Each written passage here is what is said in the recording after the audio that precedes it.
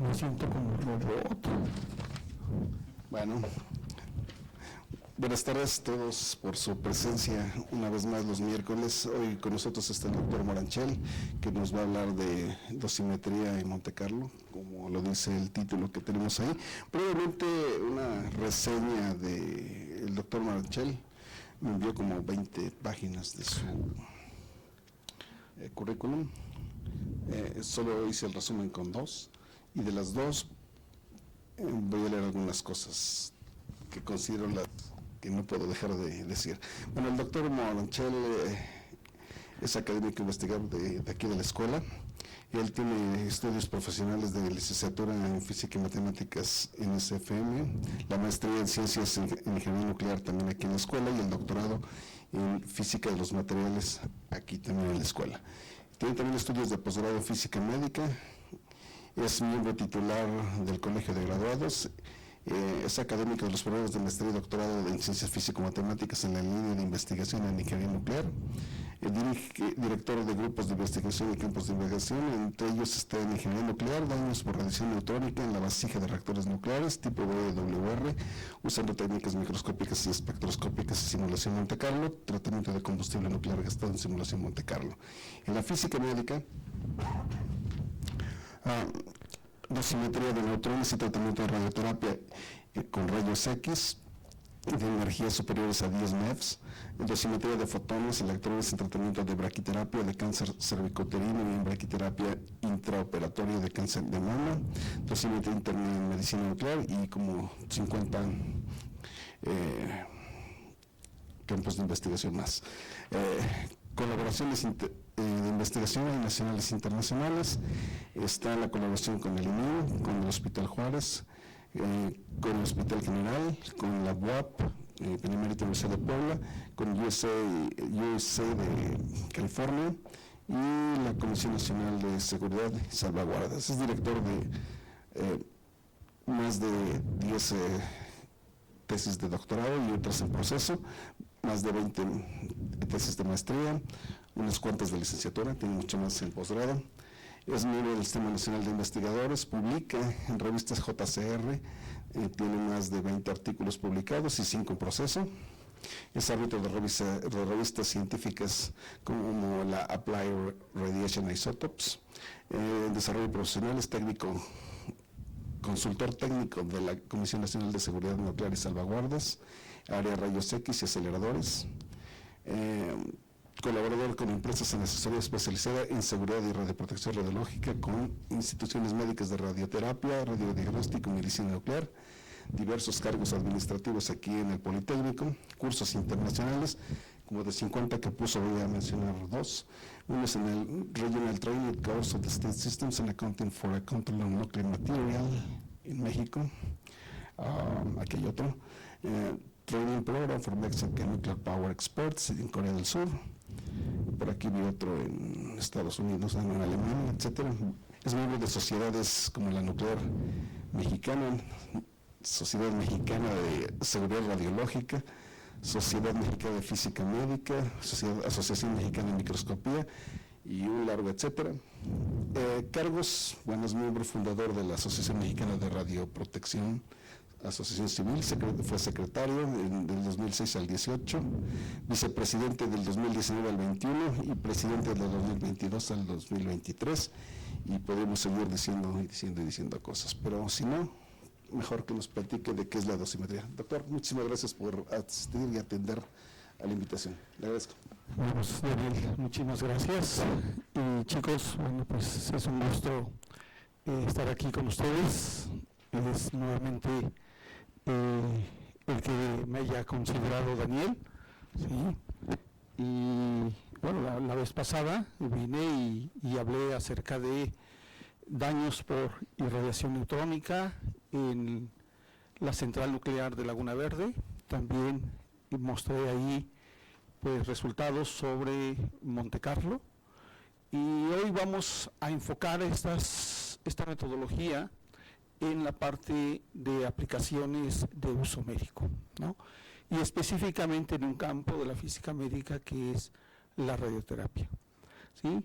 Bueno, pues vamos a hablar, de acuerdo a esto, vamos a hablar un poquito sobre dosimetría, sobre Monte Carlo, y espero que nos dé tiempo. ¿Cuánto tiempo tenemos?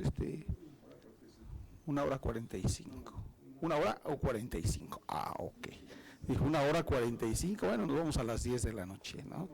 ¿Sí? Bueno, vamos a tratar de avanzar entonces lo más rápido posible para que veamos realmente las aplicaciones y las bondades de Monte Carlo, ¿sí? Entonces voy a tratar de avanzar rápido las diapositivas. Esto es lo que les voy a mostrar justamente en las aplicaciones. Traigo 3 aplicaciones, hay muchas más que hemos estado trabajando. Una es dosimetría de neutrones en tratamiento de radioterapia con aceleradores de electrones de altas energías, ahí es donde se producen neutrones. Tratamientos intraoperatorios de cáncer de mama y dosimetría, braquiterapia en cáncer cérvico-uterino, ¿no? Entonces son 3 aplicaciones que elegimos para mostrarlos. Si todos somos de FM, todos sabemos lo que es la radiación, ¿no?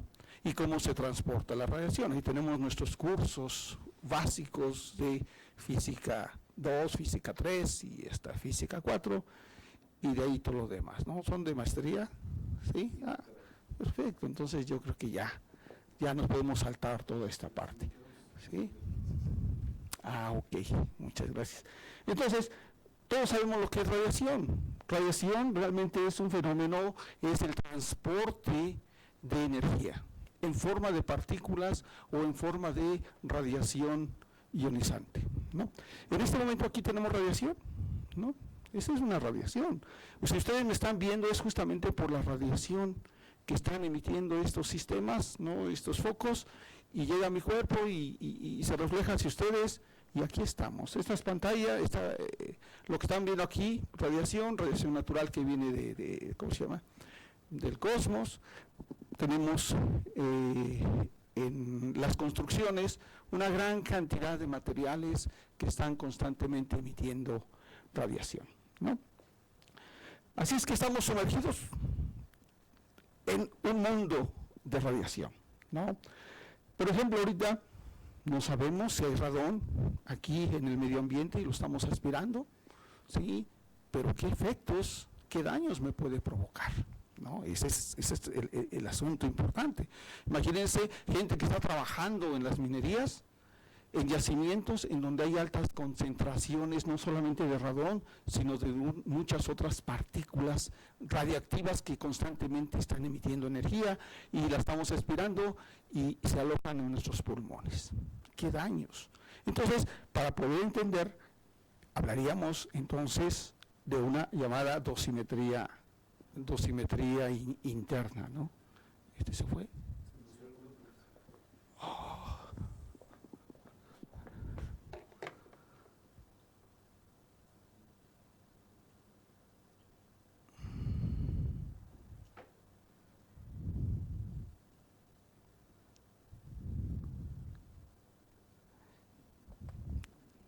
Se actualizó, ¿no? Esa es la bronca a veces de las computadoras, ¿no? Pero ahorita continuamos.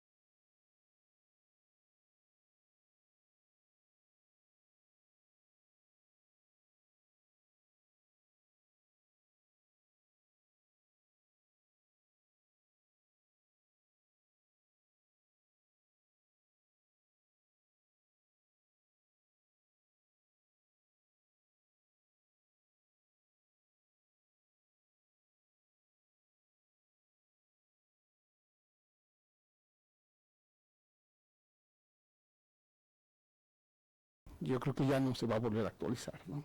¿Sí? Bien, entonces estamos inmersos, ¿no?, en grandes cantidades de radiación, de manera natural, de manera artificial. Aquí tenemos, por ejemplo, radiación de uso médico, ¿no? Radiaciones, nosotros tenemos 2 centrales nucleares, ahí se produce energía, pero también se produce grandes cantidades de radiación, y aquí tenemos radiación hasta en el interior de nosotros. Nosotros tenemos, por ejemplo, potasio 40, que es un emisor de radiación, y todo lo que consumimos, ¿no? Muchos productos de consumo pues contienen partículas radioactivas. Ustedes han visto esto, ¿no? Creo que infinidad de veces han visto justamente este espectro electromagnético, ¿sí? Y aquí clasificaciones desde ondas largas hasta ondas cortas, pero si ven en esta línea, ¿sí?, a ver si lo pueden ver, aquí dice rayos gamma, ultravioleta, infrarrojos, todo esto es radiación, todo, ¿sí?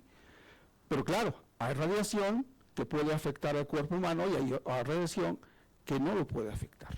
Como las microondas, ¿sí? Los equipos de microondas simplemente calientan los alimentos y no pasa nada, a nosotros no nos afecta, ¿sí? Pero los rayos X, los rayos gamma, entonces son radiación que puede afectarnos. Y muchos de los núcleos radioactivos, como aquí lo estoy mostrando, son emisores de partículas, ¿no? Desde el núcleo, estos núcleos están inestables, son inestables, y con la finalidad de alcanzar la estabilidad, tienen que liberar, ¿sí? Cuando nosotros vamos a una fiesta, ¿no?, a un convivio, y nos excedemos comiendo, ¿qué sucede? ¿No? Sí, nos excedemos en comida, estamos inestables, y de alguna forma nuestro organismo tiende a estabilizarse, ¿sí? De igual forma, muchos núcleos, ¿no?, tienen un exceso de partículas. Ustedes saben ya que en los núcleos viven solamente protones, neutrones, nada más, y cualquier otra cosa que esté ahí, ¿sí?, a veces tiende a liberarse. A veces hay un exceso de neutrones, a veces hay un exceso de protones, y esto está inestable, ¿no? Y de ahí viene un fenómeno de la emisión de partículas. Estos emisores pues se utilizan mucho justamente en esta práctica en la medicina nuclear. Pero hay que tener mucho cuidado, ¿no? Este es el símbolo de radiación, este es el símbolo de cuidado, peligro, ¿no? Si ustedes han visitado una instalación y les han sacado una placa, ahí aparece este símbolo, ¿no? Porque hay usos benéficos de la radiación, pero hay que saber, solamente gente capacitada, gente experta, puede hacer uso y manejo de las fuentes de radiación. Y aquí en México tenemos un órgano regulador, la Comisión Nacional de Seguridad Nuclear y Salvaguardias, que es la única que puede autorizar el uso de estas fuentes de energía o el uso de instalaciones de este tipo, ¿sí? Si alguien ha obtenido esa licencia, no van a poder hacer uso de estos beneficios de la radiación. Bueno, es un ejemplo justamente de con los núcleos, al estar liberando partículas o simplemente energía, están emitiendo radiación, ¿no? Aquí muchos de ustedes posiblemente sepan este fenómeno llamado decaimiento radioactivo, pues libera diversos tipos de partículas, como partículas alfa, partículas beta positivo, beta negativo, gamas, o en las reacciones nucleares hay grandes cantidades de energía que se están liberando. Y si nosotros sabemos y entendemos, la comprendemos, entonces vienen las diversas aplicaciones. Aplicaciones a la salud, en la energía, al medio ambiente o en la industria, ¿sí? Aquí en México hay infinidad, ¿no? Realmente México es una fortaleza en este ámbito, ¿no? Sí, nuestra central nuclear, bueno, aunque solamente tenemos 2, ¿no? Pero hay muchas instalaciones de medicina nuclear, muchas instalaciones de radioterapia, pero Pemex, por ejemplo, utiliza mucho la energía de este tipo, utiliza fuentes de neutrones, fuentes de americio y muchos otros sistemas y equipos para poder encontrar justamente petróleo. Los ductos por donde circula ya el oleoducto, el petróleo, pues se requiere de un control de calidad. Las soldaduras hay que analizarlas. Entonces hay una llamada radiografía industrial y utiliza fuentes, equipos de rayos X o fuentes de americio. ¿Sí? Estas hojitas, ¿no? Aquí su compañero puede levantar la hojita. Ustedes cuando compran hojas, pues tienen una cierta densidad, ¿no? Entonces van y dicen, las hojas tienen tal densidad, tantos gramos o kilogramos por centímetro, por metro, ¿no? Por metro cuadrado. Entonces, control de calidad. En casa tenemos hojas de aluminio, ¿no? Para envolver los alimentos. Pues estas empresas utilizan justamente radiación para el control de calidad de todos sus sistemas. Coca-Cola, igual, o sea, hay mucha industria que maneja justamente radiaciones ionizantes.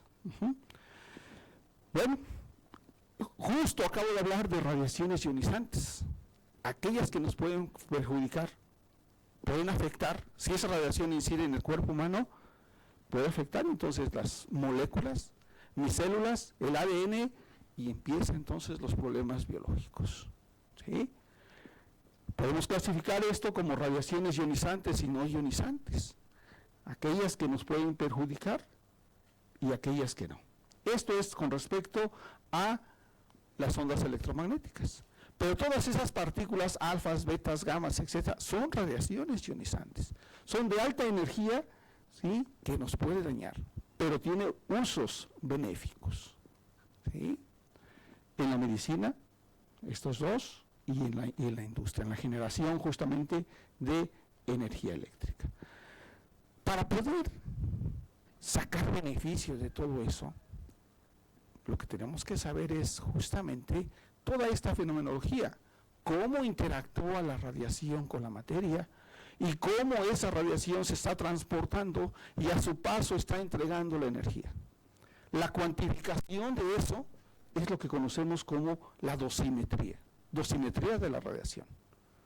Entonces, me permite este campo, es un campo de la física que me va a permitir estimar esa energía que la radiación, al interactuar con la materia, la está depositando. Para poder entender esto, entonces necesito conocer todas las diversas formas de interacción de la radiación con la materia. Y esto a lo mejor usted ya lo sabe, ¿no? Dispersión Compton, efecto fotoeléctrico, producción de pares, ¿no? Pero todo esto es probabilístico. El hecho de que incida un haz de fotones, rayos X, no significa que específicamente va a interactuar. Y si va a interactuar, ¿cómo lo va a hacer?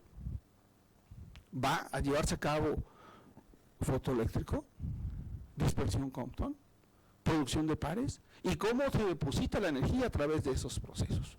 O sea, empezamos a hablar entonces de fenómenos probabilísticos. ¿Sí? Pero bueno, ya está estudiado. Este es la llamada dispersión Compton. Entonces ya lo saben, un fotón incidente cede parte de su energía al electrón y el electrón emigra. Y sale un fotón dispersado. Pero ¿hacia dónde se van? ¿Hacia dónde van? ¿Sí? Si se lleva a cabo ese fenómeno, ¿hacia dónde se van? ¿Sí? Porque el electrón es el que después va a entregar su energía más allá. Si yo quiero cuantificar la deposición de energía, ¿hacia dónde se va?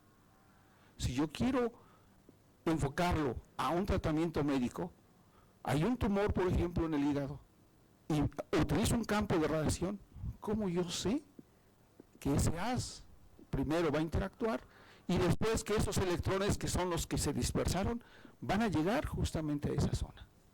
Tenemos que analizar toda esta fenomenología, ¿sí? Bueno, nosotros como físicos hacemos un análisis y podemos llegar a encontrar justamente desde el punto de vista de la cinemática la relación que hay entre las energías, la energía de la partícula incidente, la energía del electrón dispersado y hacia dónde se mueven. Y si ven, esto que me representa la energía del fotón dispersado está relacionado con la energía del fotón incidente, pero el ángulo de dispersión. O sea que el fotón se lleva su energía dependiendo de hacia dónde se movió. Y el electrón depende de esta energía, que a su vez depende de dónde se mueve el fotón. ¿Sí? Y lo mismo, el ángulo de movimiento del electrón depende de hacia dónde se movió el fotón. O sea que llegamos a algo que sabemos, ¿no? ¿Sí? Que no todo es independiente. Pero ¿cómo saber hacia dónde se van a mover? Afortunadamente ya hay gente, hace cerca de 100 años, que trabajaron y encontraron todas esas probabilidades de interacción. ¿Sí? Y entonces observen esto. Esta es una expresión que nosotros la conocemos como la sección eficaz diferencial de Klein-Nishima, en el que me dice la probabilidad de que se lleve a cabo esa dispersión Compton y con qué ángulo se está moviendo, hacia dónde se mueve. Empezamos a trabajar con el mundo probabilístico, ¿no? Y lo mismo, esta es una función, nosotros entonces como físicos matemáticos lo conocemos como una función de distribución, una función de probabilidad. Y esto también lo podemos ver en los efectos fotoeléctricos. Si ustedes ya saben esto, dicen, efecto fotoeléctrico, bien sencillo. Aparentemente es el más sencillo, ¿verdad? Pero si se meten a dosimetría, es uno de los más complejos. Porque ¿cómo saber si el fotón interactúa con los electrones de la capa K, o de la capa L, o de la capa M? ¿Sí? Y al interactuar con cualquiera de los niveles, hay una energía que le entrega al átomo. Y hay una vacancia, y empiezan los saltos cuánticos, y empieza la liberación de otro tipo de energía, como rayos X característicos, o electrones Auger. ¿Sí? Pero llegar probabilísticamente a esto es muy complicado. Pero afortunadamente tenemos, ¿no?, física relativista, porque los electrones se mueven relativistamente, ¿sí? Mecánica relativista, mecánica cuántica, y bueno, hay que meternos a eso, ¿sí?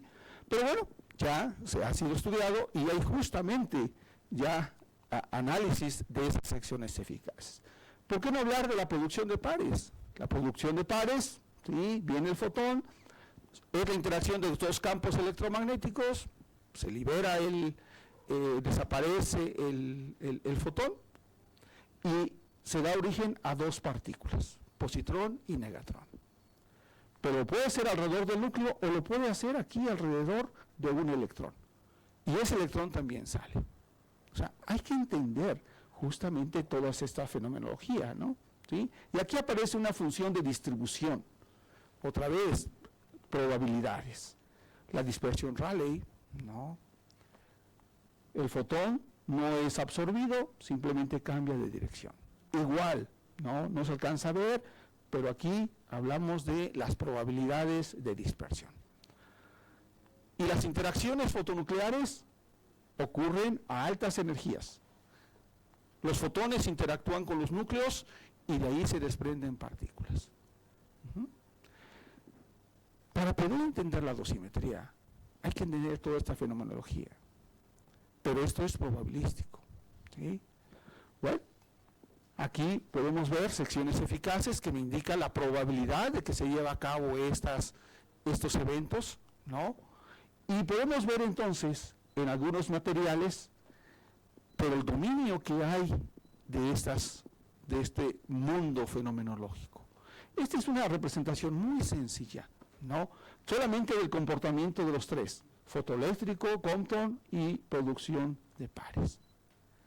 Esta es una gráfica que está relacionada, me relaciona la energía con el número atómico del medio material. Y si ven por acá, aproximadamente el agua, nosotros como cuerpo humano, la mayor parte es agua, ¿no? El número atómico efectivo alrededor de 8.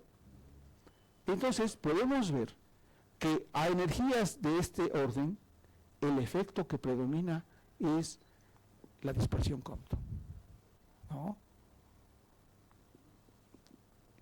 Y como un ejemplo, solamente como un ejemplo, ¿sí?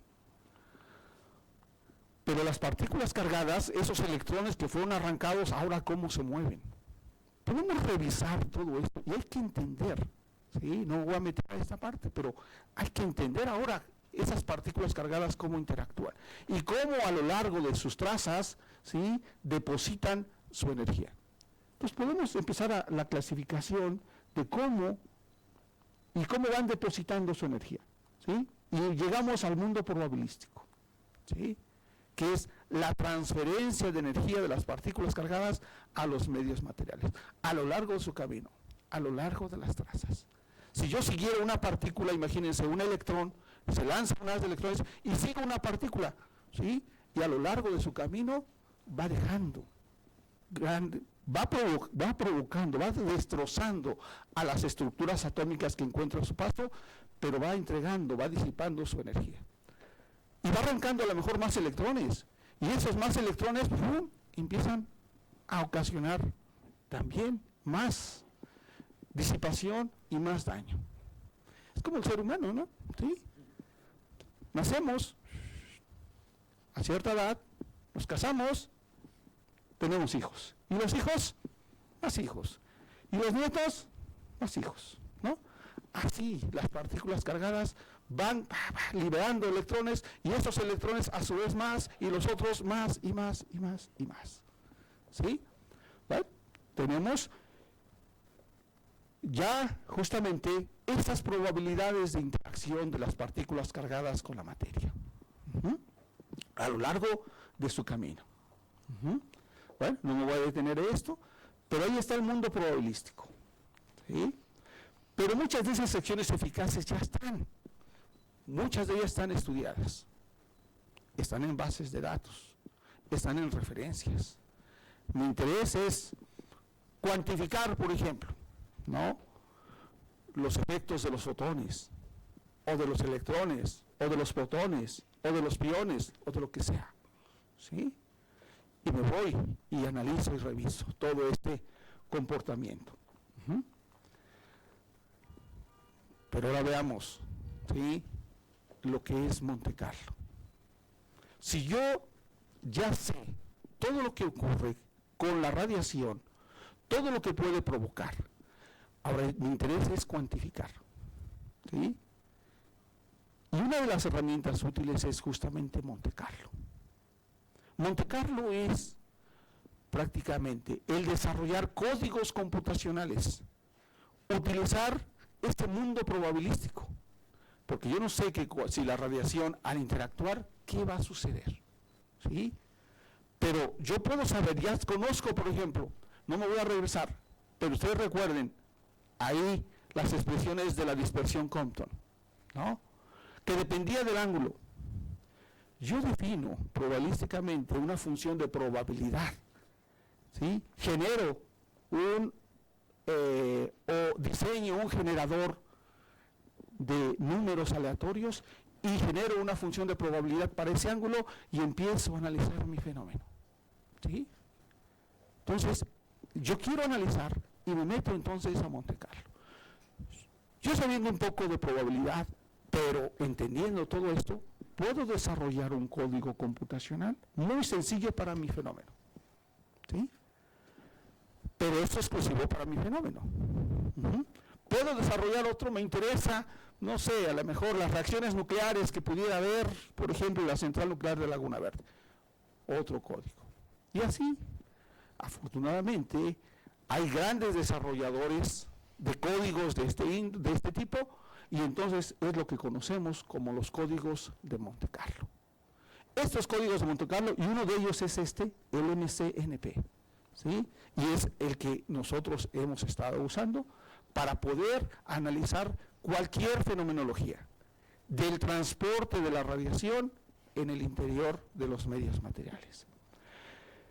Esto es lo que significa MCNP, Monte Carlo, MC, N de N partículas. O sea, una infinidad de partículas. Yo puedo analizar el transporte de fotones, el transporte de electrones, de betas positivos, negativos, piones, muones, leptones, hadrones, lo que quiera. Ya está desarrollado, ¿sí? Ya no me voy a detener en aprender para desarrollar un código específico, ya lo tengo. Ahora yo lo que quiero sacar es la utilidad, el provecho, el análisis, ¿sí?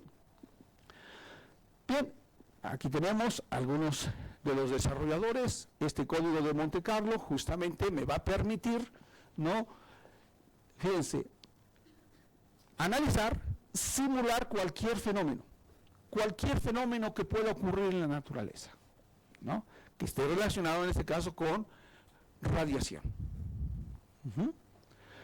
Entonces, es una forma genérica justamente de funciones y procedimientos de probabilidad. Fíjense, son procedimientos matemáticos, en el que los eventos se pueden generar desde el punto de vista aleatorio y se manejan distribuciones de probabilidad.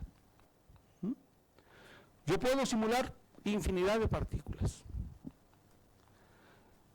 Monte Carlo, este código, pues inicia justamente en los años 40, poco a poco va modificándose, va actualizándose, va mejorándose, y en la actualidad, pues nosotros estamos manejando una de las últimas versiones, ¿sí? Una de las anteriores fue este código, ¿sí? MCNPX, que nació en el 2005, lo utilizamos mucho. Afortunadamente en el 2016 sale otro, y ese es el que nosotros estamos utilizando, ¿no? Que es el código, la versión 6.2.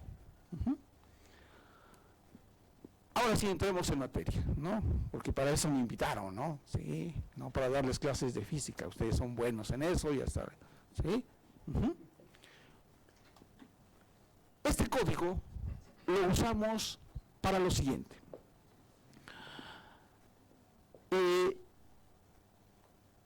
Son trabajos que hemos presentado, ¿no?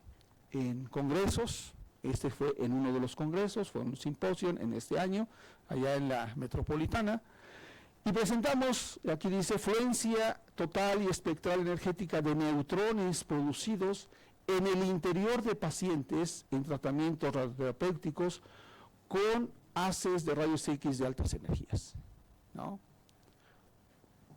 ¿Nosotros producimos neutrones?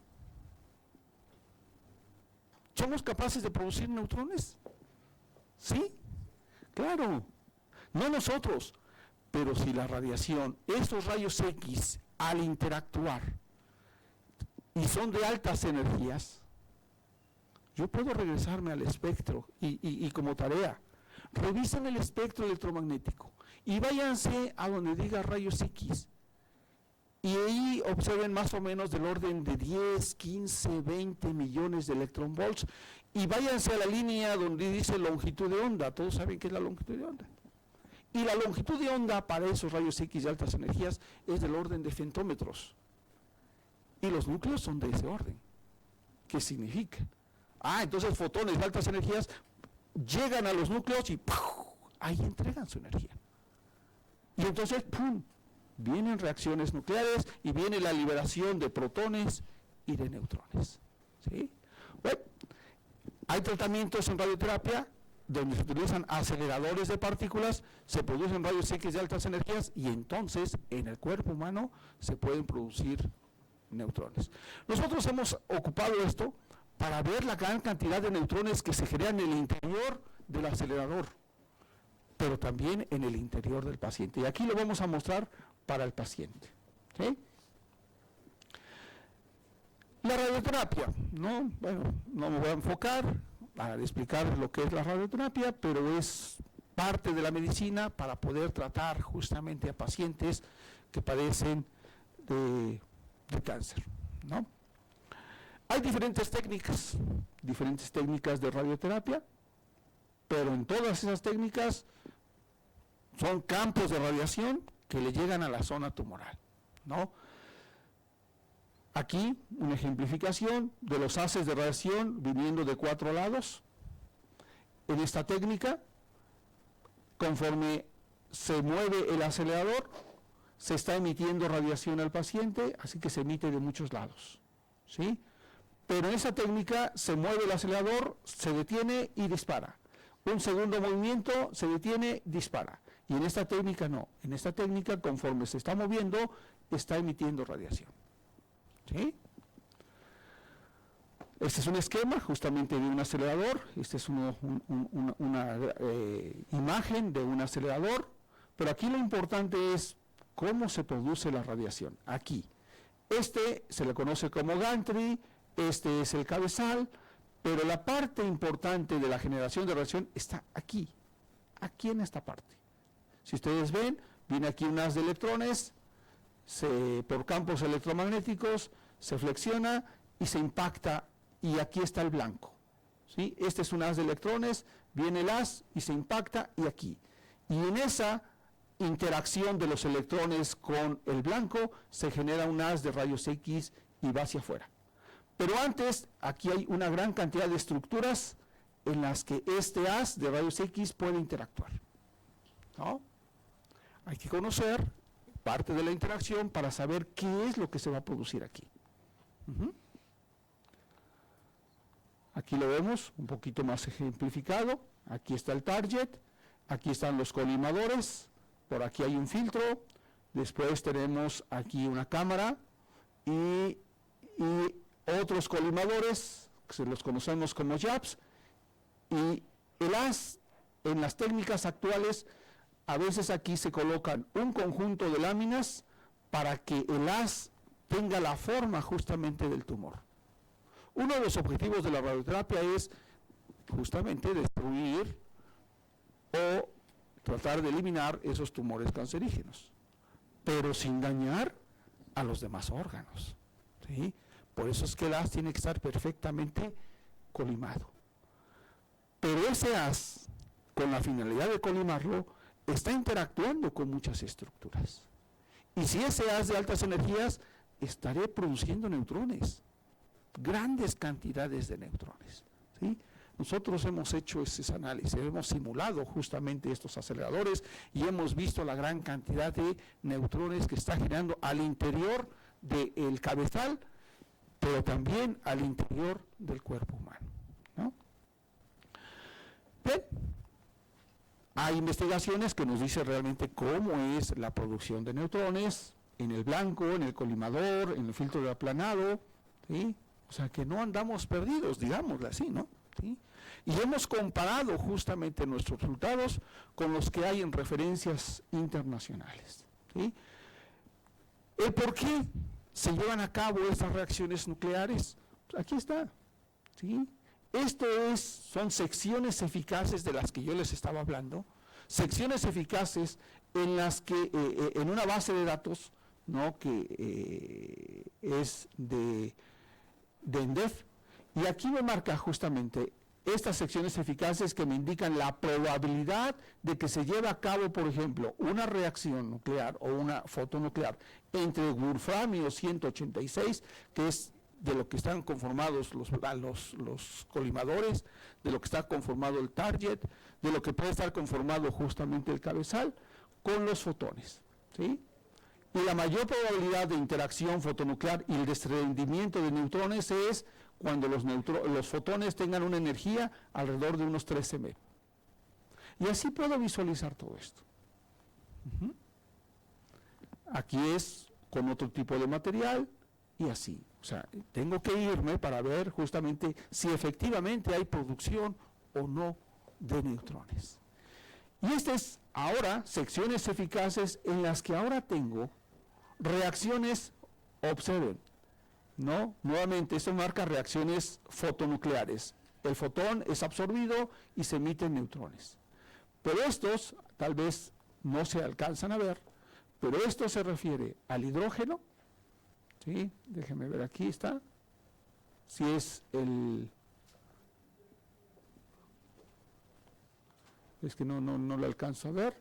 Déjenme ver qué es. Sí, es el hidrógeno, uno es el hidrógeno y el otro es el oxígeno, que son componentes que hay en el interior del cuerpo humano, ¿sí? Es decir, que esos fotones de altas energías efectivamente pueden producirse neutrones. Y esos neutrones después van a propagarse y van a depositar su energía. Y hasta aquí no les hablé de neutrones, no les hablé de cómo interactúan los neutrones con la materia. Pero hay que entender cómo interactúan y cómo van depositando.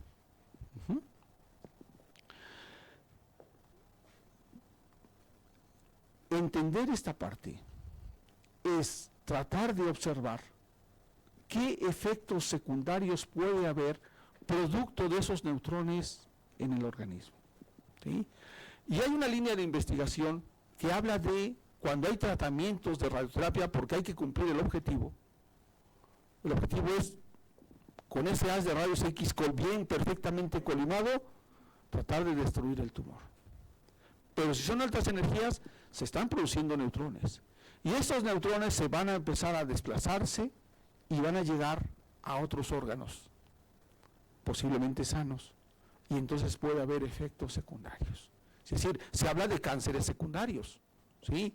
Tratamos, digamos, un ejemplo, cáncer cervicouterino, y después aparece que ya resultó dañado el corazón, pulmón, debido a los neutrones. Hay que entender toda esta parte, ¿sí?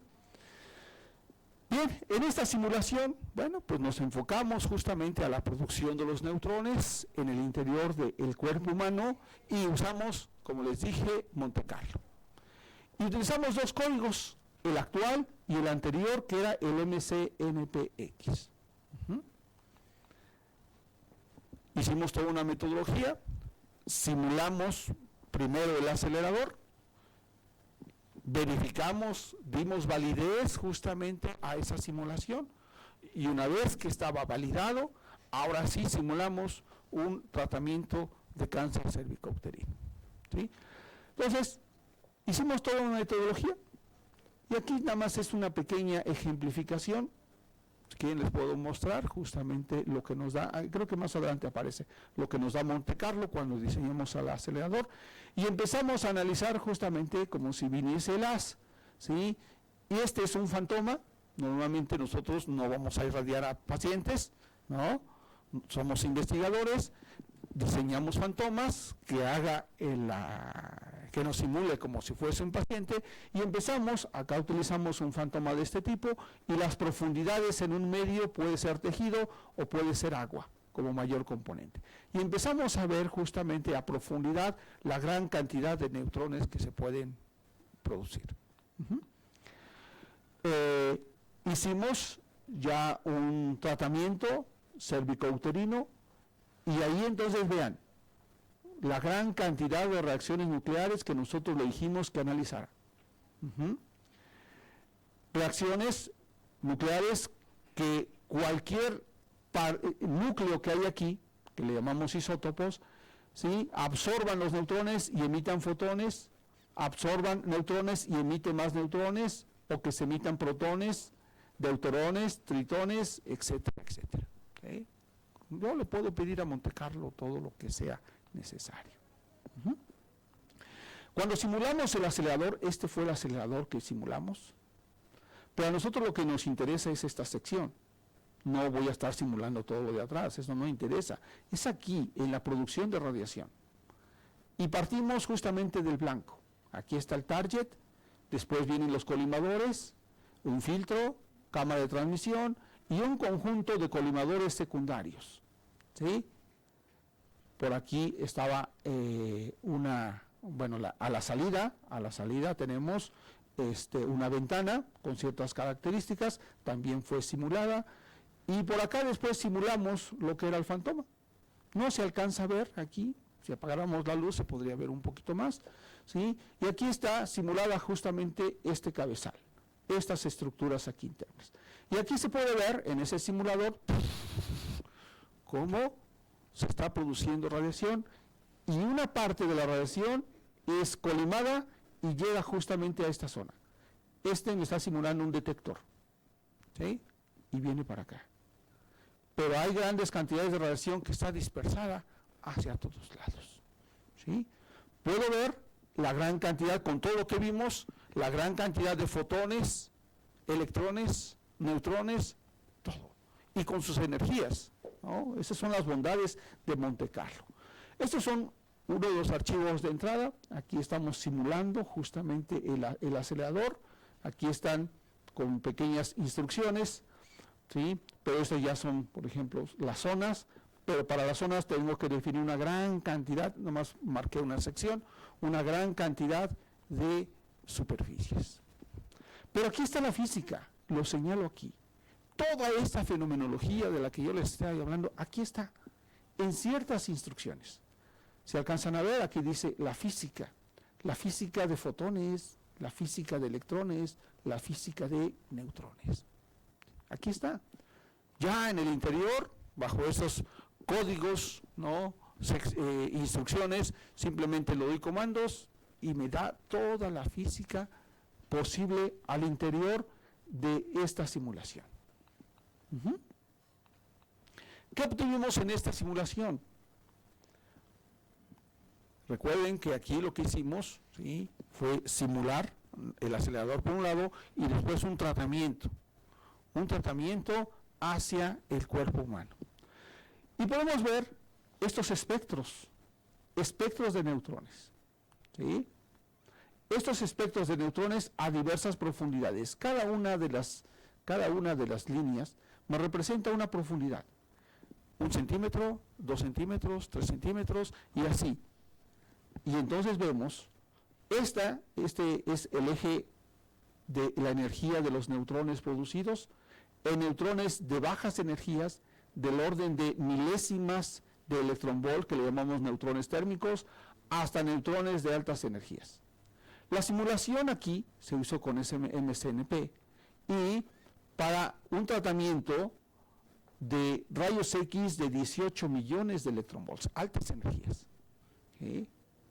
Y entonces aquí podemos ver, aquí yo puedo ver una profundidad cualquiera y puedo observar cómo es este perfil de neutrones. ¿Sí? Aquí se eligieron solamente, bueno, esto es para 18 MEP, esto es para 22 MEP, al final de cuentas, observen, se ve un poquito más fino. Pero aquí es ver realmente que se están produciendo neutrones al interior del cuerpo humano. ¿Sí? Esto es para 18, esto es para 20, para 22 y para 25.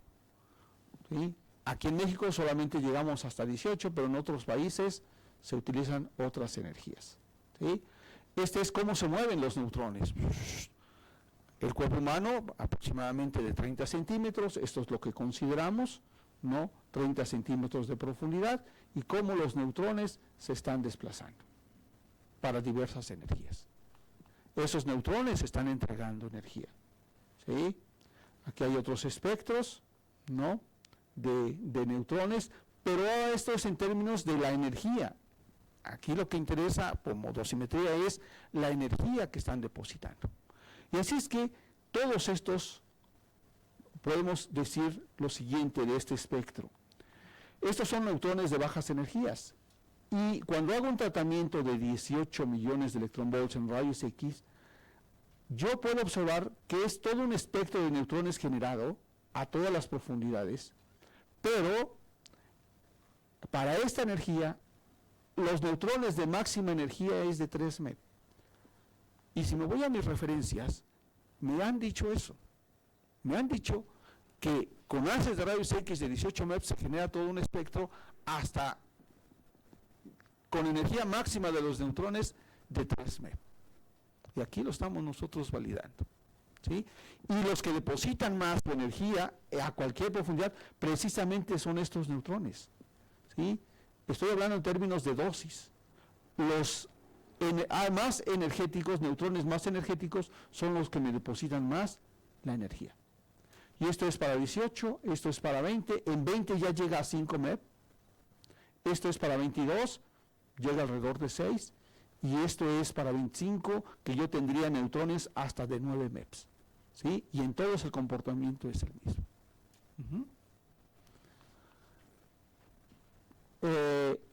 Bueno, aquí aquí está la forma en que van depositando su energía a lo largo del camino de esos neutrones conforme van atravesando el cuerpo humano.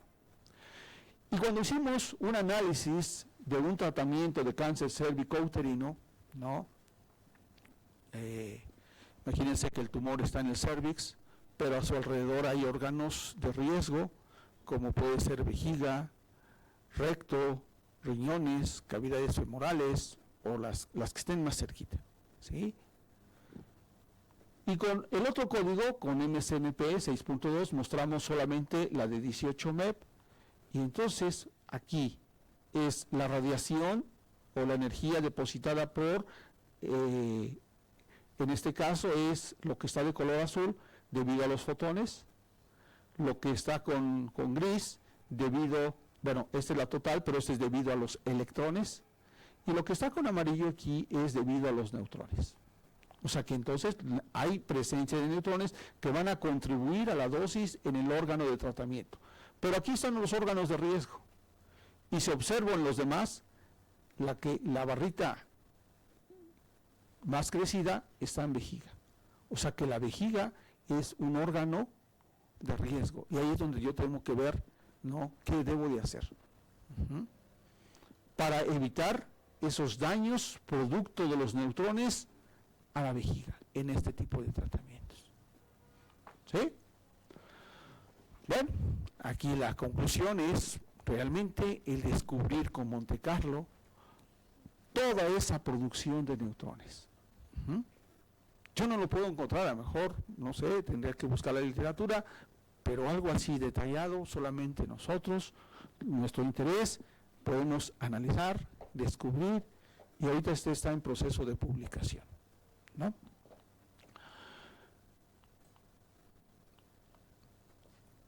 El otro, sí, posiblemente les voy a dar algo somero de esto, a lo mejor aquí nos vamos a detener por los tiempos. El otro fue otra vez con Monte Carlo. Validación de la irradiación de Intravin. Este es un equipo en tratamientos intraoperatorios de cáncer de mama, ¿no? Este equipo se utiliza para lo siguiente. Bueno, esto es un equipo que todo esto ha sido en colaboración justamente con el Centro Médico ABC. En este caso, lo que buscamos fue estimar teórica y experimentalmente la dosis absorbida generada por este equipo en la zona tumoral y en las inmediaciones de la glándula mamaria. Pero lo hicimos con Monte Carlo. En este tipo de tratamientos que se llama tratamientos intraoperatorios, dependiendo del tamaño del tumor, puede ser que el tumor, el cirujano lo pueda extraer, ¿no? Para ello hay una serie de estudios, ver si la persona, el paciente o la paciente es candidata a este tipo de procedimientos. Si lo es, se puede extirpar el tumor, pero no sabemos si quedan secuelas de células cancerígenas. Se hace una biopsia y se revisa si hay o no hay, ¿no? Si hay, pues todavía se sigue como raspando un poquito más. Pero al final se mete, ahora sí se introduce, ¿no?, una pequeña sonda que tiene una fuente de rayos X y en la glándula mamaria. Es un pequeño aplicador, ahorita lo vamos a ver, un pequeño aplicador, irradia entonces esa zona tumoral. Ya no está el tumor, sino está la cavidad, y para poder con radiación tratar de eliminar en lo mayor posible justamente las células cancerígenas que pudieran haber. ¿Sí? El objetivo es ese, es un equipo de radiación. Después de haberse extirpado el tumor, se mete en la sonda y se irradia. Aquí está una sala, aquí está un quirófano, aquí está justamente este tratamiento intraoperatorio, ¿no? Aquí está, vean este equipo, este es el Intravin, Es un pequeño robot, ¿sí? Es un robot, se traslada, se coloca y con cuidado, ¿sí? Claro, nadie va a estar en el momento de la radiación, todo esto se está haciendo la cirugía, se coloca todo, después de que se revise que no haya diseminación de las células, porque cuando se extirpa el tumor, primero una serie de cosas, ¿no? Pero cuando se extirpa, antes de irradiar, se tiene que analizar si no hay diseminación hacia otros lados. Bueno, pero este es justamente el Intraví, y ahorita lo vamos a ver. Aquí está, simplemente la sonda. No es otra cosa más que un pequeño acelerador, un acelerador de electrones que se impacta en una fuente que está aquí adentro. Hay un target, y aquí es donde se genera justamente la radiación. ¿Sí? Aquí está el equipo, ¿no? Pero ya vieron de qué dimensiones es. Y aquí está el aplicador, ¿no? Con ciertos materiales.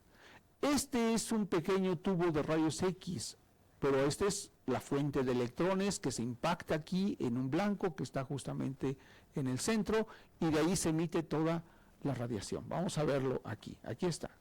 ¿Sí? Aquí está el aplicador, y cuando viene el haz de electrones, se impacta, que hay un blanco, este blanco es de oro, ¿no? Y entonces se genera radiación alrededor, ¿sí? Entonces aquí está más o menos como los electrones son acelerados, y aquí está el blanco, y aquí lo de color azulito es como si fuese toda la radiación emitida, ¿sí? El fabricante nos dice, utilicen tanta energía, ¿no? Es más, ni siquiera manejamos la energía. Enciendan, colóquenlo, pero utilicen tantos minutos y con eso ya la hicieron, ¿sí? Pero nosotros hay que verificar todo eso, hay que entender, y entonces lo hicimos con Monte Carlo, y verificamos si lo que dice el fabricante es adecuado a lo que se tiene que hacer.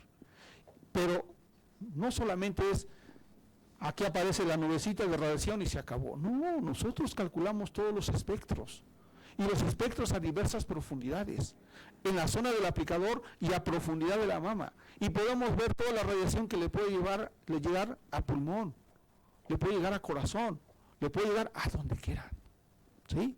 Esa es justamente la importancia de Monte Carlo.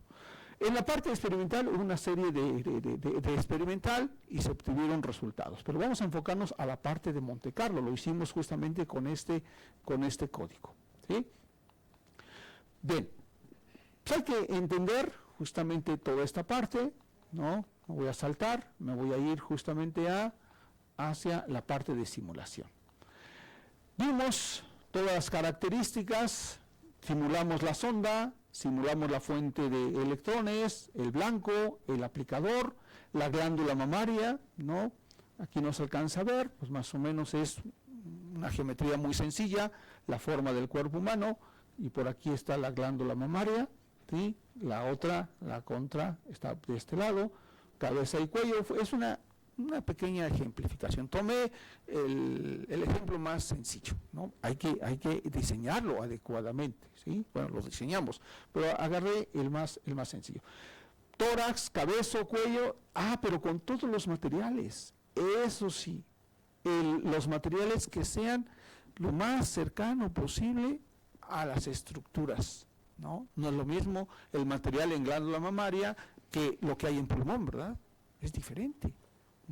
O lo que hay en glándula mamaria, imagínense en la parte de los riñones. Entonces, hay un compendio específico para todos los materiales, ¿no? Aquí está parte de nuestro código que usamos, y aquí está la física. Aquí está la física, ¿sí? Modo P significa que voy a usar justamente fotones, ¿no? Pero aparte yo sé que van a aparecer electrones. Automáticamente me lo da Monte Carlo, y si no, yo le meto toda la física de los electrones. Pero aquí está. Y todo lo que yo quiero espectros, quiero simplemente valores gruesos de dosis, en dónde lo quiero, a qué profundidad. O sea, aquí está todo lo que yo le debo de pedir, ¿no? Bueno, aquí está, no se alcanza a ver muy bien, ¿sí? Si nos acercamos allá a la pantalla, bueno, pues la veremos bien bonita, ¿verdad? ¿Sí? O si yo ahorita la agarro el simulador, ¿sí? Se los puedo mostrar y puedo mostrarles cómo se está generando, ¿sí? Entonces, ahí lo tengo abierto, ahí lo tengo abierto. Entonces lo puedo agarrar y órale, empezar a ver que eso se ve tan padre, se ve tan bonito, ¿sí? Y ir entendiendo todo lo que está pasando. Y aquí simplemente se ve, aquí está la glándula, ¿no? Aquí está parte del tórax, ¿sí? Aquí está la cavidad, aquí está el aplicador, aquí está la fuente, vienen los electrones, ¿sí? Y se impactan, y esto que está de color azulito es justamente la generación de los fotones, ¿sí? Y aquí hicimos secciones circulares alrededor del aplicador para ver cómo se estaba depositando la energía y cómo son los espectros alrededor justamente del aplicador, pero en el seno o en el interior de la glándula mamaria, ¿no? Y estos son nuestros resultados. El equipo, Intrabeam, maneja hasta 50 kiloelectronvolts, pero los rayos X se pueden generar desde 1 kiloelectronvolts hasta 50. Este es todo el espectro, todo el espectro. Hubo aplicadores de diversos tamaños, ¿no? Aplicadores de 15, 20, 25 hasta 50 en diámetro, porque todo depende del tamaño de mama, ¿no? ¿Sí? Hay mamas pequeñas, hay mamas grandes, entonces es el tipo de aplicadores. Y nosotros analizamos toda esa física. Cuando cambiamos de un aplicador a otro, ¿qué sucede? Cuando cambiamos de tamaño de mama, físicamente, ¿qué sucede? Descubrimos todas esas cosas, ¿sí? Entonces son los espectros, por ejemplo, para un aplicador, ¿no? De 15 centímetros de diámetro y en una mama pequeña, ¿no? ¿Sí? Y entonces cambiamos de aplicadores y vemos que los espectros son muy parecidos. O sea que lo que genera la entrega de energía no es fotones monoenergéticos, sino es todo un espectro polienergético de fotones, ¿no? Esto es lo mismo, pero para mama grande, si yo lo comparo, casi muy parecido. Hicimos un análisis y realmente no depende del tamaño de mama, ¿sí? No, porque para Monte Carlo es como si fuese, en esa zona, fuese una materia completamente homogénea, ¿sí? Entonces, fue independiente justamente del tamaño de la mama, ¿sí? El fabricante, fíjense, el fabricante dice una cosa, pero nosotros podemos demostrar otra. El fabricante dice, la radiación va a ser isotrópica, ¿sí? Cuando a mí me lo dijeron allá, es isotrópica, le digo, eso no puede ser. O sea, rápidamente uno sabe, eso no puede ser, ¿sí? Porque de acuerdo a Compton y todo lo demás, la radiación hay una preferencia, viene bueno, en el caso de las partículas cargadas, en este caso vienen los electrones, se impactan, generan radiación y hay una preferencia, ¿sí? La radiación se emite en esa dirección.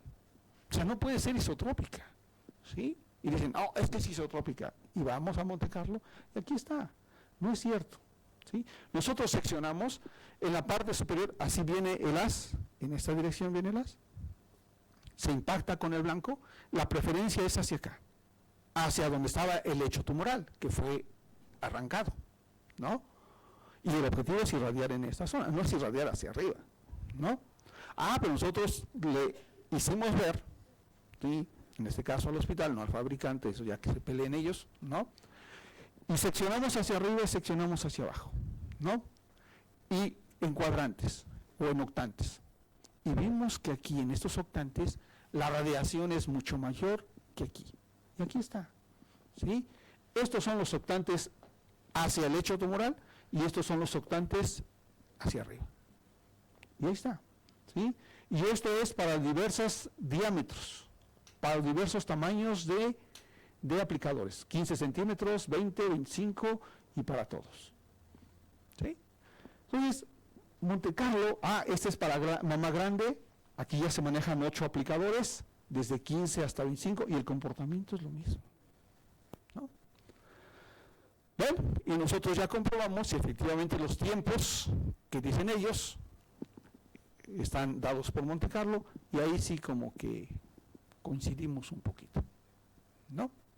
Y con eso vimos entonces que dependiendo de la cantidad del aplicador, ¿no?, y la cantidad de dosis que se quiera proporcionar, ¿no?, es justamente los tiempos de permanencia de el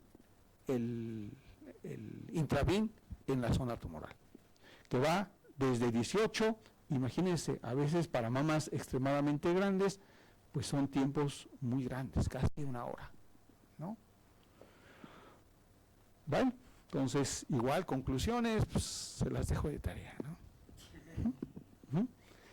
Y otro, pero bueno, no sé si quieren que se las comente o ya les dejamos aquí. ¿Sí? No, sí se puede, ya me estoy durmiendo, pero sí se puede, ¿no? ¿Sí? Ajá. No se quedan, desde aquí los veo a todos, ¿eh? Aquí los veo a todos. Ok, este también interesante.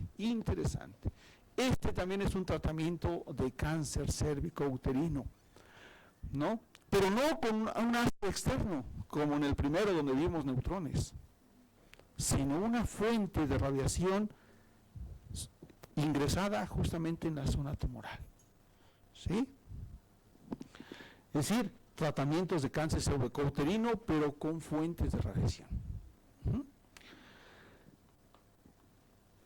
Ya sabemos que sería cáncer cérvico-uterino, son células cancerígenas alojadas justamente en la zona cérvica, ¿sí?, en el cuello uterino, en fin.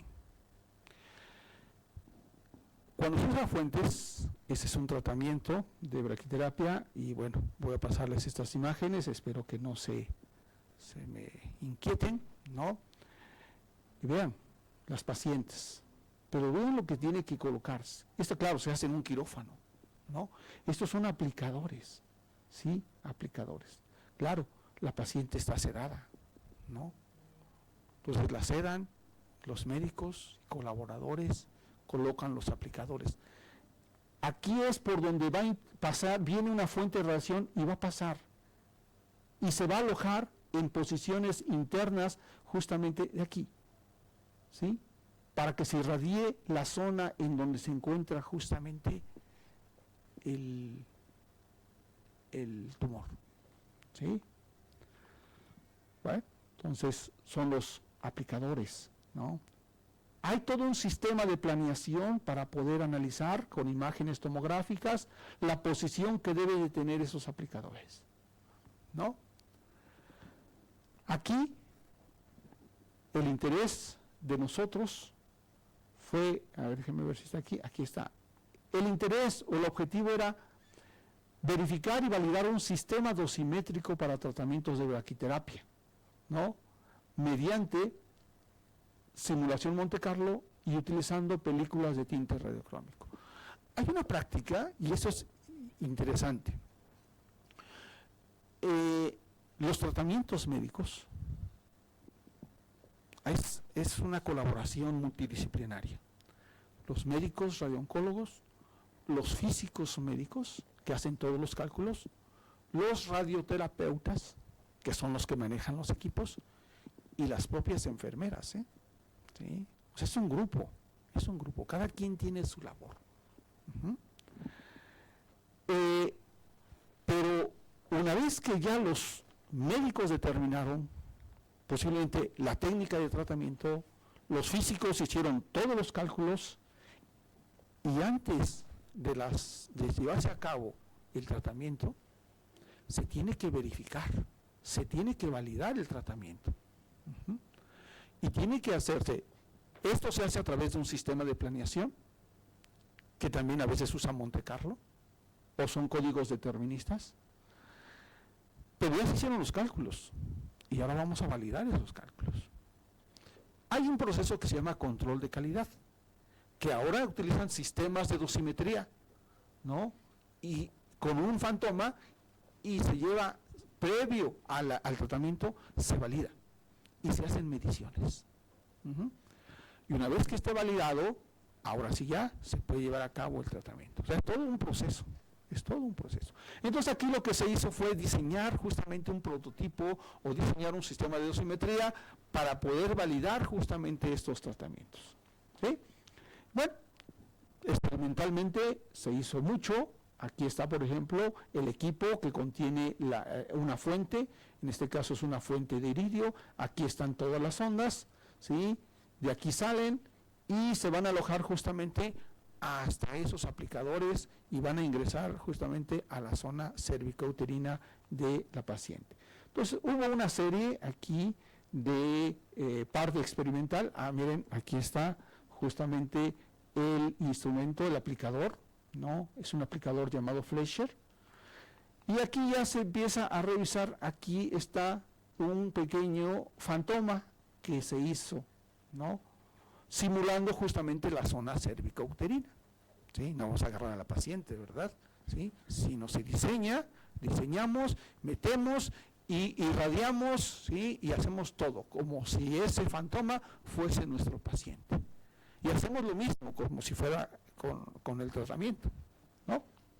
Bien, esta es la fuente, esta es la forma que tiene esa pequeña fuente, es una fuente de iridio 192. Físicamente nosotros tenemos que saber qué es esa fuente de iridio, ¿no? ¿Qué tipo de emisor? ¿Está emitiendo betas positivas, betas negativas, alfas, gamas? ¿Qué emite? ¿Sí? Pero no solamente son partículas, sino emite todo un espectro, ¿sí? Todo un espectro de fotones. Hay alrededor de 46, probabilísticamente emite decaimiento beta negativo, pero a su vez muchos fotones, ¿no? Alrededor de 46 niveles de energía con los que se tuvieron que trabajar. ¿Sí? A veces no es muy sencillo. La forma o el tamaño de las fuentes es pequeñísima, como un pequeño grano de arroz, ¿sí? Una fuentecita así, se va moviendo a través de la sonda y llega, ¿no? Y ahorita vamos a ver realmente en dónde estuvo colocado. Ok, vámonos a la parte de Monte Carlo.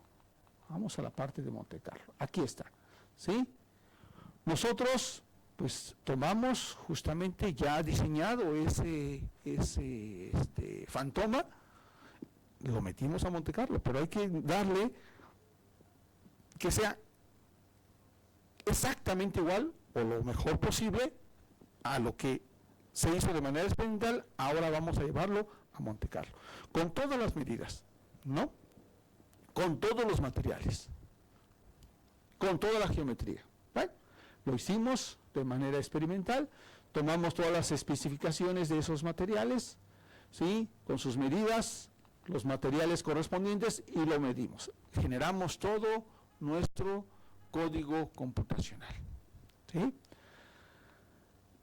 Bien, lo definimos y aquí está la física, ¿no? Toda la física que le pedimos en esa simulación. La fuente, déjenme ver si está, aquí está, fíjense, este fue ya nuestro diseño, ¿no? Semejante, estas son vistas solamente de nuestro experimento. Y aquí está, viene la sonda, por acá viene la fuente, y esto se le conoce como la sonda cervicouterina, porque tiene tres partes, justamente, a ver si se ve aquí, no se ve, ese Fleischer, acá está, va a tener una posición prácticamente en el cervix, y aquí otros dos que se llaman colpostatos, ¿sí? Que tienen una posición casi como perpendicular, no sé si se alcanza a ver, aquí están las tres, ¿sí? Entonces por acá se posiciona la fuente, regresa y vuelve a entrar y se va a posicionar aquí en este colpostato, vuelve a salir y regresa y se va a posicionar en el segundo colpostato. Las posiciones son 46 posiciones que va a tener la fuente. Habrá que diseñar con Monte Carlo cómo se mueve la fuente, el tiempo de permanencia en cada posición, para poder, ¿no?, llevar a cabo justamente toda esa irradiación. Bueno, entonces lo simulamos y estos fueron imágenes. Si observan aquí, no sé si lo alcanzan a ver, de color rojo, son 25 posiciones que tuvo la fuente en esta sonda cervicouterina. Aquí se alcanza a ver, ¿no? Y déjenme ver, no se ve la imagen, aquí está, ¿sí? No se ven los colpostatos, pero estas fueron las posiciones que tuvo en cada uno de los dos colpostatos. Tengo otras imágenes en donde se ve justamente las posiciones de las fuentes. Pero cuando simulamos, esto es lo que observamos, ¿sí? Esto es producto de la radiación. Estos son los fotones, los rayos X que están irradiando toda la zona cervicouterina, ¿sí? Nosotros tenemos que ver dos puntos importantes. Déjenme ver si... No está aquí. Dos puntos importantísimos. Eso es lo que hacen, aquí está, ¿sí? La forma del campo de radiación tiene que tener esta forma, una forma de pera, y nosotros lo obtuvimos, ¿sí? Pero el médico y los físicos médicos, y esto bajo recomendaciones internacionales, hay dos puntos importantes, ¿sí? Un punto llamado A1 y un punto A2, ¿sí? Que están en posiciones bien definidas. Y nosotros hicimos mediciones con Monte Carlo justamente en esas posiciones, ¿sí? Y comparamos, aparte de todos estos, de todo este campo de radiación, cuantificamos y comparamos con la parte experimental y con lo que nos ofrecía justamente el sistema de planeación. Y nuestros errores estuvieron alrededor del más o menos 1%. O sea, todo esto, nosotros obtuvimos espectros, no los estoy mostrando aquí, pero eso sí, los valores, las diferencias que hay entre, aquí está para este es un observable, es un comando que le dimos a Monte Carlo para que me dé la dosis absorbida total de todo, fotones, electrones, rayos X de fluorescencia, todo a través de esta instrucción, ¿no? Y la comparación que tuvimos nosotros, ¿no?, junto con los diversos puntos, con un punto A1, la comparación que hubo entre nosotros con el, déjenme ver si este es para, con el sistema de planeación, fíjense, 0.21% fue nuestro error. Y para el punto 2, de 0.36%, ¿no? Entonces, este diseño en Monte Carlo nos permite estudiar, analizar y ver justamente todo lo que puede sufrir realmente los pacientes, ¿sí? Cumplir realmente el objetivo. Pero este Monte Carlo, ya para concluir con ustedes, Monte Carlo es un código computacional, ¿no? Utiliza el mundo probabilístico, pero me permite como físico entender toda esa fenomenología que no aparece en los sistemas de planeación, que no lo voy a aprender en la práctica, ya sea en la industria, ya sea en la medicina, ¿no?, o en cualquier ámbito. Ahí no está la física, ahí está la práctica. Pero nosotros como físicos debemos de ver qué es lo que estamos haciendo, ¿sí? Entonces, es una herramienta muy rica para nosotros para entender toda la fenomenología. Nosotros sabemos, como físicos, cómo interactúa Compton, producción de pares, todo lo demás. Pero ahí están mis ecuaciones y hasta ahí me quedo, ¿verdad? Sí, hasta ahí me quedo. Pero vamos a visualizarlo. Entonces sí, Monte Carlo es una herramienta útil para poder analizar, comprender toda la fenomenología en cualquier aplicación, ¿sí? Ahora lo marqué para este campo de la radioterapia. Más adelante, si me invitan, lo hacemos. Ya lo hice para la parte de tecnología nuclear, pero ahorita estamos también en la parte, imagínense, partículas ambientales, si las aspiramos, ¿cómo nos dañan? Entonces, en la siguiente ocasión podemos hablar sobre dosimetría interna y cómo emisores, por ejemplo, alfa, generan daños a nivel microestructural, ¿no? Muchas gracias, muchachos.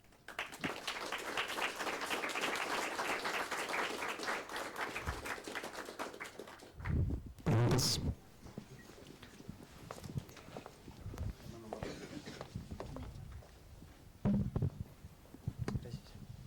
Hola, me gustaría saber un poco sobre los detectores, porque mencionó cómo funciona el acelerador, pero cómo están compuestos los detectores para justamente hacer el conteo de neutrones o la detección de fotones y electrones.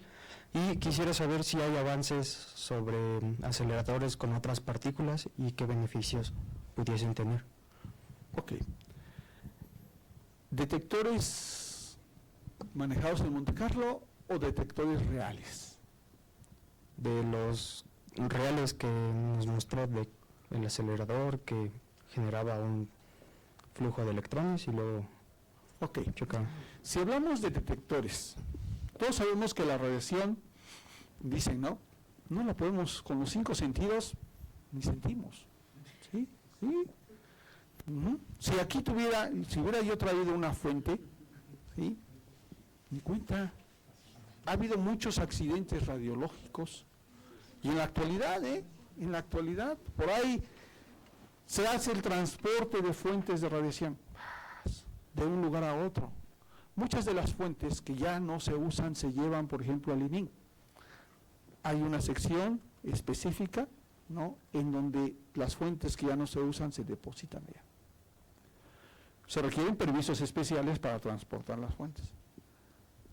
Pero tanta violencia que hay en México, que buscan y se roban los carros, los transportes, y no se dan cuenta que ahí llevaban fuentes de radiación. Y ha habido accidentes radiobiológicos. Entonces no podemos saber con nuestros sentidos que ahí hay una fuente. Se acaba con el símbolo, ¿no?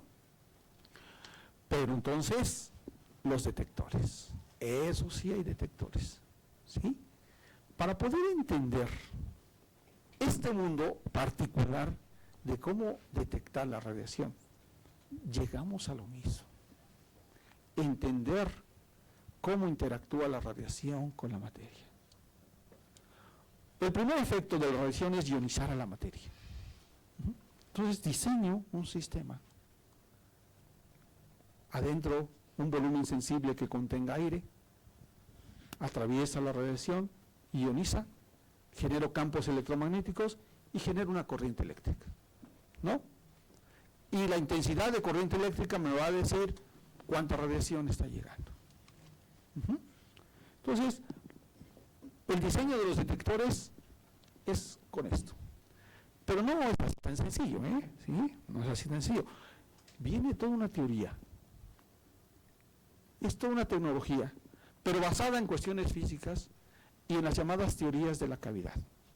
Muchos de los detectores están diseñados bajo una de las teorías muy específicas, nacidas hace más de 100 años, ¿sí? En 1912, en 1928, otra de las teorías de la cavidad, a partir de las cuales justamente todos estos detectores están basados.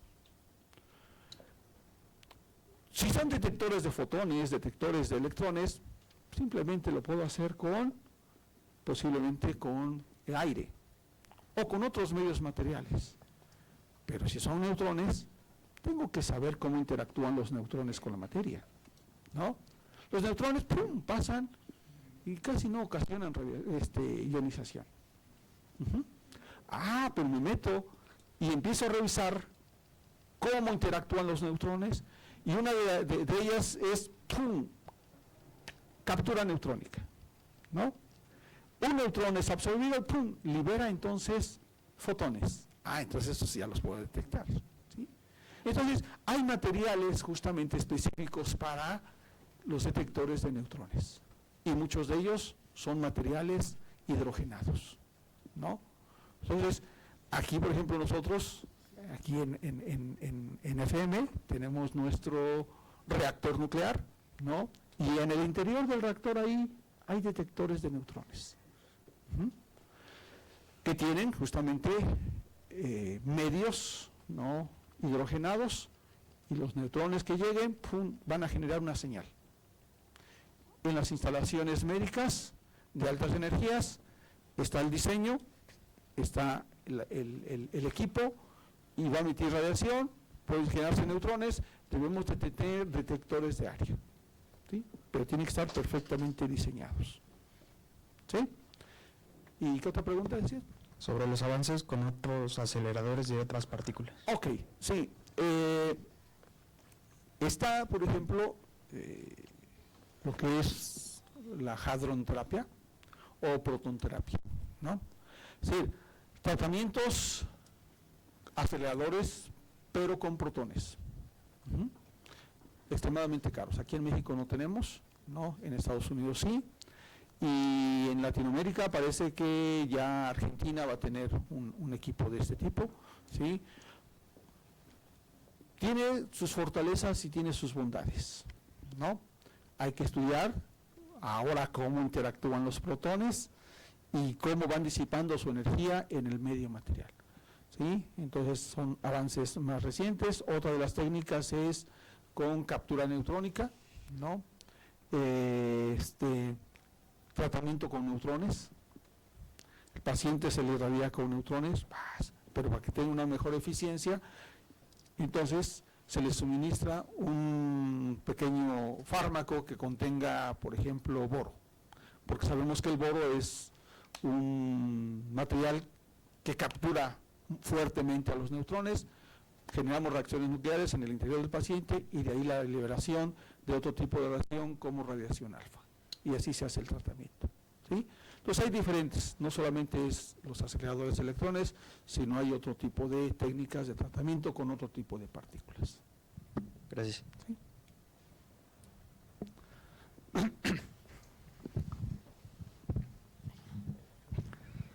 Buenas tardes. Pregunto, bueno, toda la plática se centró básicamente en Monte Carlo. Mi pregunta es si hay otros softwares, otras herramientas para poder modelar esto, y entonces, ¿qué virtudes tiene Monte Carlo sobre estos o por qué se centró todo sobre este? ¿Es más creíble? ¿Tiene un coste computacional menor? Por ahora mi pregunta es, ¿por qué se escogió Monte Carlo para esto? Puedes agarrar a mano y hacer todos sus cálculos, ¿no? Pero es muy difícil, ¿no? Los códigos de Monte Carlo tienen esa virtud, ¿no? Y agarro todo, ¿no? Imagínense si lo hacemos a mano. Como diseño aquí, imagínense que tomo una región del cuerpo, lanzamos partículas. Y tengo que hacer un balance, ¿no? Un balance ahí en el transporte de radiación, las partículas que entran, las que salen, las que depositan su energía, pero solamente es local. Y hacerlo en todo el cuerpo, no, me lleva es como en la física estadística, ¿no? Entonces, imagínense, entonces es muy grande, ¿no? Entonces el trabajo. Pero Monte Carlo, pues facilita todo esto. Aquí, el que usamos fue MCNP, ¿no? Pero hay muchos otros códigos de Monte Carlo. No solamente está para el campo de la física, sino está para el campo de la economía, ¿no? Para parte de bursátil, ¿no?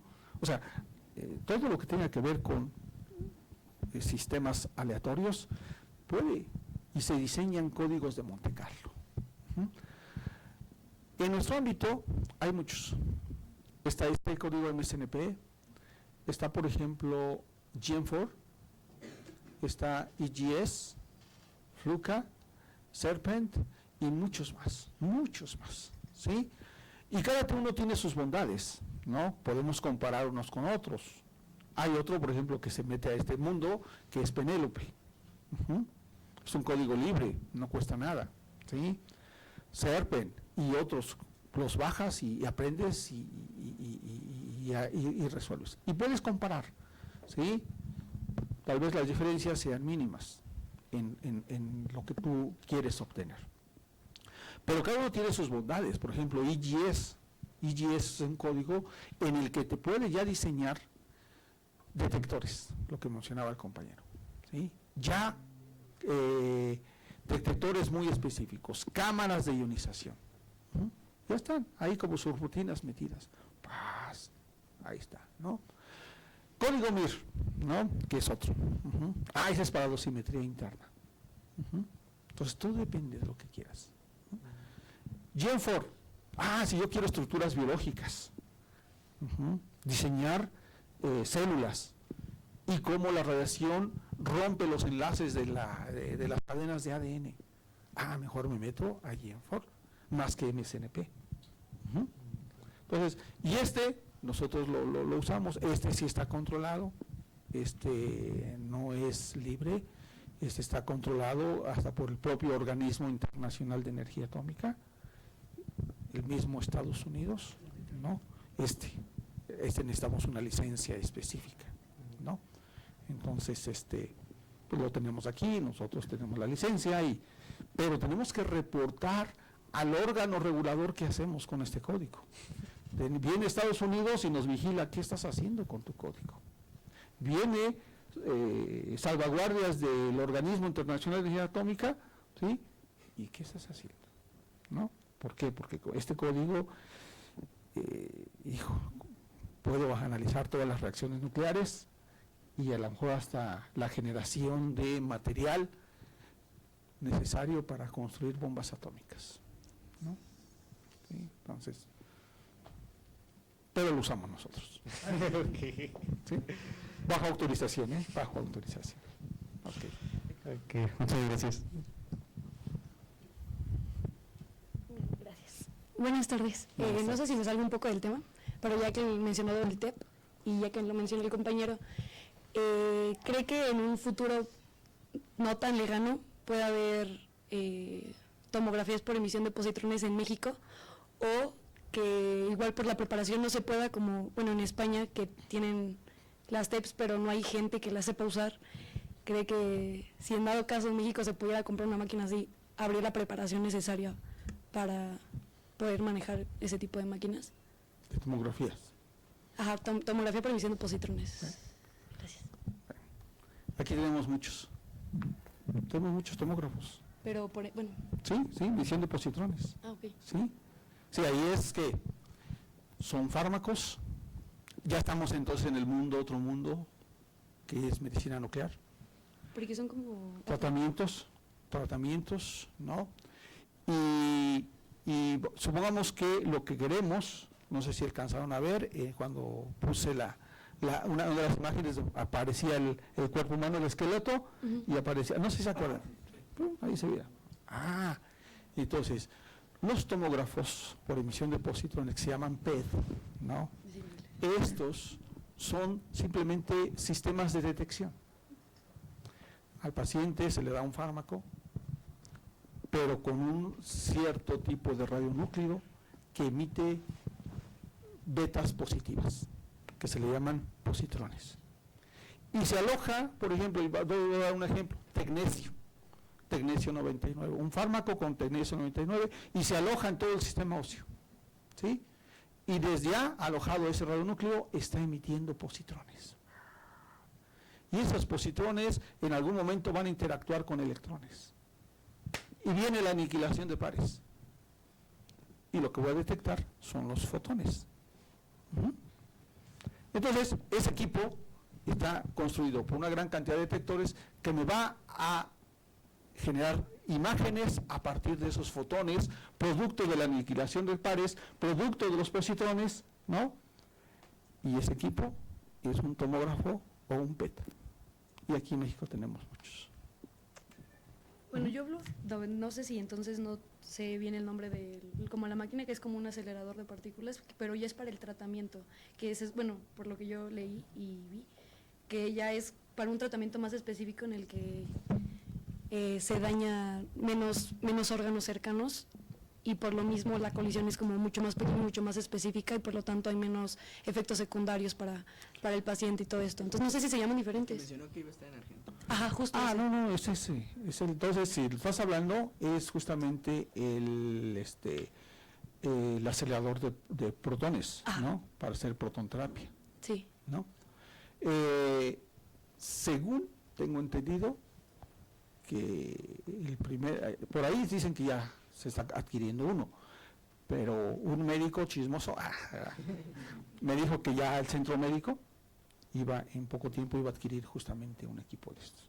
Y lo que yo hablaba era, bueno, mi pregunta era más refiriéndome a la preparación necesaria para el uso de ese tipo de máquinas, porque, bueno, habías leído que en España tienen varias y muchas de ellas no están en uso porque no hay gente que se supone que la sepa usar correctamente y por lo mismo mi pregunta era más como hacia México, la preparación requerida, ¿cree que si la tenemos Ok, sea así? bueno. En muchas instituciones aquí en el Poli, de nuestra área, y tengo el agrado, ¿no?, de nuestra área, han salido muchos físicos médicos de ingeniería nuclear, ¿no? Y hay más de 30 gentes, 30, 35 más que salen de ahí y están trabajando en todo el país, ¿no? Y se les enseña la física, se les enseña todo esto. Pero cuando ya llegan a laborar y van a enfrentarse a manejar un equipo, pues no llegan con los conocimientos de aquí, llegan con toda la física. Allá es donde empieza su capacitación, allá es donde empieza su práctica. Y viene entonces, los propios fabricantes de los equipos son los que dan la capacitación, ¿sí? Y hay cursos específicos para operadores, ¿sí? Y les enseñan todos los sistemas de planeación. Todos los físicos que trabajan, físicos clínicos, han aprendido en la práctica y se han ido a capacitar, ya sea ahí adentro o en el extranjero, por ejemplo, con Varian, con Philips, con Electra, con todos los fabricantes. ¿Para qué? Para que sepan manejar esos equipos. Lo mismo va a suceder con los nuevos equipos, con la nueva tecnología. Yo soy el vendedor, te voy a vender. Ajá, y así, ¿y quién lo va a operar? Yo te voy a capacitar a tu gente, ¿sí? Pero posiblemente lo que mencionaste no creo, desde mi punto de vista, no creo que sea cierto, ¿sí? No es cierto. Siempre el fabricante capacita a toda la gente, ¿sí? Entonces, pero debes tener los conocimientos fundamentales, básicos de la física moderna, ¿no? Entonces aquí, cuando llegue el equipo, todos los que están trabajando con aceleradores de electrones, pues muchos de ellos van a empezar a trabajar con esas técnicas y aprenden nuevamente cómo trabajan esos equipos, ¿sí? Buenas tardes. Mi pregunta era un poco como la del compañero, porque me causó duda que dijo que incluso el fabricante, por ejemplo, decía que iba a ser un tipo de radiación y, bueno, que iba a salir de un tipo de forma y que la simulación muestra que no, que sí era de otro tipo, vaya. ¿Cómo funciona entonces? O sea, lo que es este software o este programa, ¿lo opera directamente el hospital o contrata a una empresa que haga estas simulaciones o lo contrata el fabricante o solamente el propio hospital capacita personas o existe como una organización que sabe usar este software? ¿O cómo funciona como esa parte de quién dice que quién hace las simulaciones o quiénes hacen las simulaciones, vaya? Ok. A ver, a nivel práctico ya no se hacen simulaciones, ¿sí? En los hospitales el objetivo es hacer el tratamiento, ¿no? Los fines es darle una mejor calidad de vida a los pacientes o curarlos, ¿sí? Y nos hemos enfocado a la parte de cáncer, ¿no? Tratamiento de cáncer de mama, cervicouterino, o podemos hablar de muchos más. El objetivo es ese, ¿no? Ellos están ofreciendo un servicio. ¿Cuál es la infraestructura que emplean? Aceleradores, medicina nuclear, lo que tú quieras. Los cálculos para eso están los sistemas de planeación. A los físicos, ahí aprenden y hay cursos específicos para saber manejar esos sistemas de planeación y ahí hacer sus cálculos para un tratamiento específico que el médico ya determinó. Okay. Pero hacen sus cálculos. Ahí ya no hay simulaciones, ¿sí? Hay verificaciones. Yo ya hice los cálculos, pero antes del tratamiento se tiene que verificar que todo esté correcto. ¿Sí? Como la calibración. Como la calibración, ¿sí? Los equipos tienen que estar perfectamente calibrados, ¿sí? Entonces, ahí ya no se hacen simulaciones, ¿no? Entonces, ya es la parte real. Nosotros, como investigadores, sí hacemos simulaciones, ¿sí? Entonces, hacemos la simulación, lo que están haciendo, lo llevo a mi código de Monte Carlo y empiezo a ver lo que ellos están haciendo. Pero el problema de ellos es que su sistema de planeación es una caja negra. No les dicen cómo funciona. Ahí simplemente, ¿sabes qué?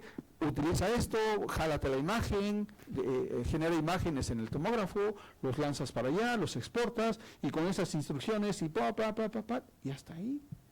¿Sí? Pues ellos no saben. Bueno, si son físicos deben de saber, pero ahí no les dice todo lo que está ocurriendo.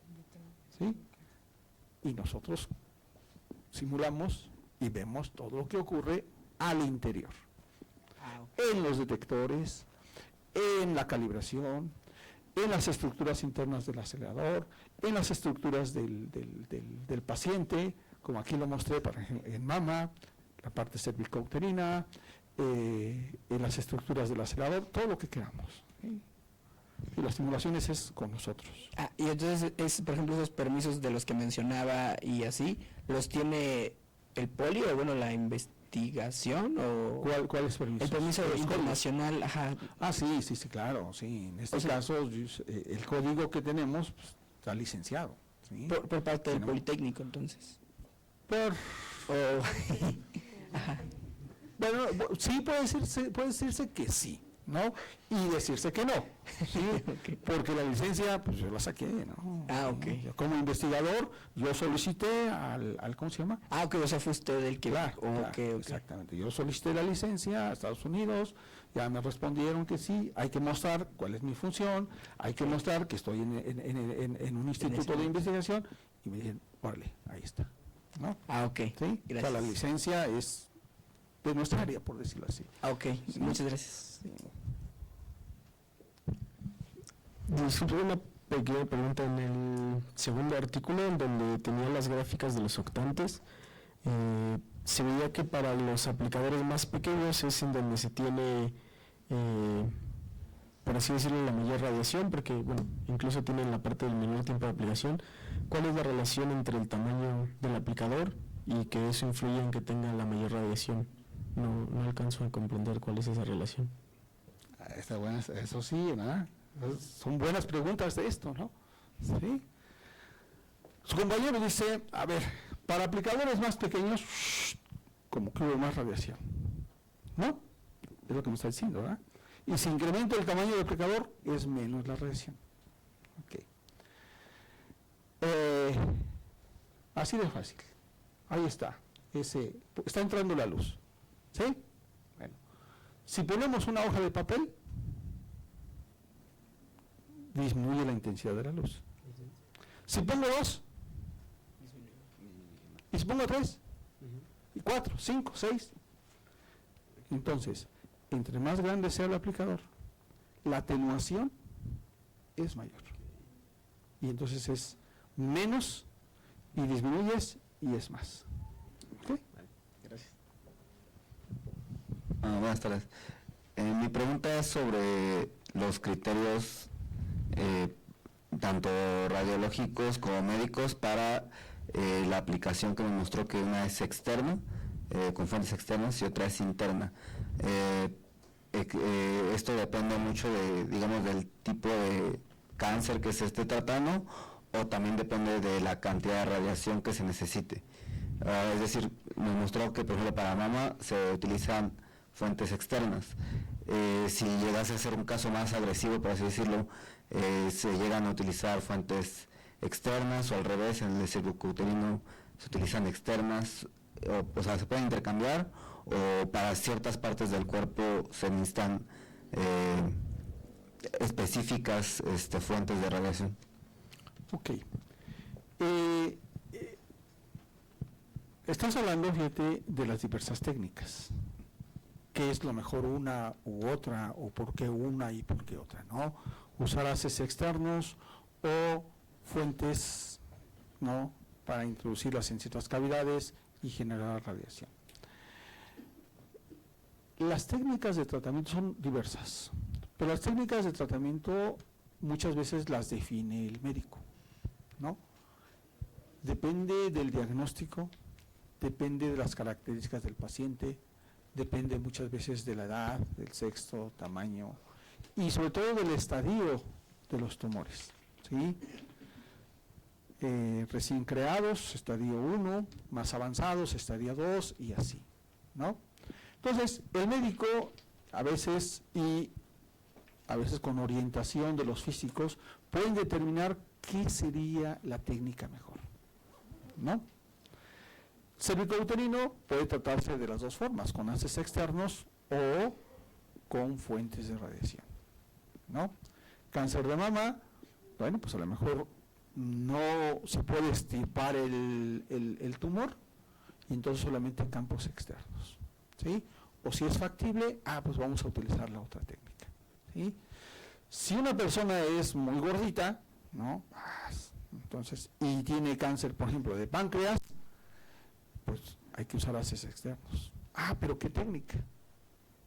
Así solamente haces directos con formal, la técnica IMRT, técnica BIMAD, ¿qué tipo de energía? De 6 MEP, 10 MEP, 15 MEP, ¿sí?